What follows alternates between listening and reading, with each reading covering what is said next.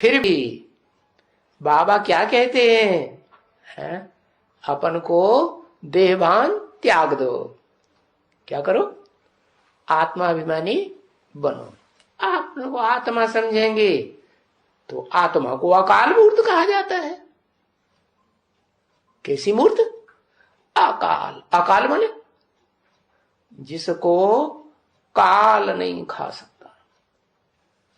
काल नहीं खा सकता माना है अकाल तख्तधारी सदा काल के लिए, या कभी नहीं है, सदा काल के लिए। तो अकाल मूर्त कौन हुआ है? जिसको कहें ऐसी मूर्त जिसको काल आ माने नहीं, जिसको काल नहीं खाता। तो कौन सी मूर्त है? अरे भारत में भी तो बहुत प्रसिद्ध है, घर घर में चित्र टंगे रहते हैं। शंकर अकाल मूर्त कहा जाता है। अब देखो, मूर्ति भी है क्या? मूर्ति है या नहीं? मूर्ति भी है और छोटी सी है। अति सूक्ष्म है कि औरों के मुकाबले थोड़ी भैंस बुद्धि है? नहीं, अति सूक्ष्म है, छोटी। फिर भी कहेंगे तो ना, आत्मा है, छोटी सी है, कुछ तो है ना।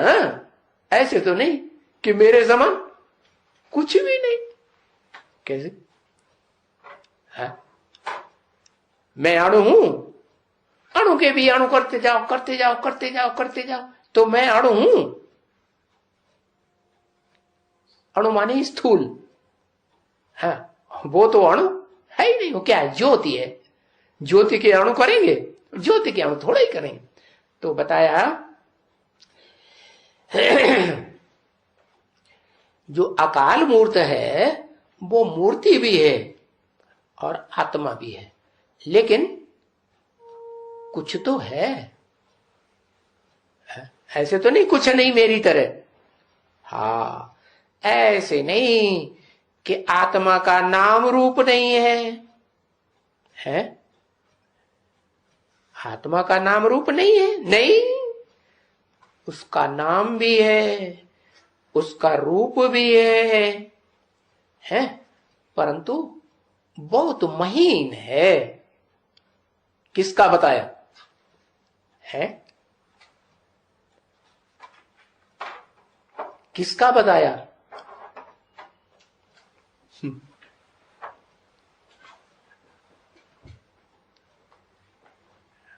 हाँ, शिव समान जो बनता है तो उसको कहेंगे शिव समान, बाप समान। लेकिन बाप नहीं है। क्यों नहीं है? वो सुप्रीम सोल बाप तो अणु के चाहे 1000वें हिस्से करो और चाहे लाख करोड़वां हिस्सा करो, तो भी वो अणु तो बनेगा नहीं। क्यों? अणु स्थिर चीज होती है या होती नहीं? स्थूल चीज होती है। तो बताया कि जो अकाल मूर्त है वो कुछ तो है ना। हाँ है, बहुत महीन है।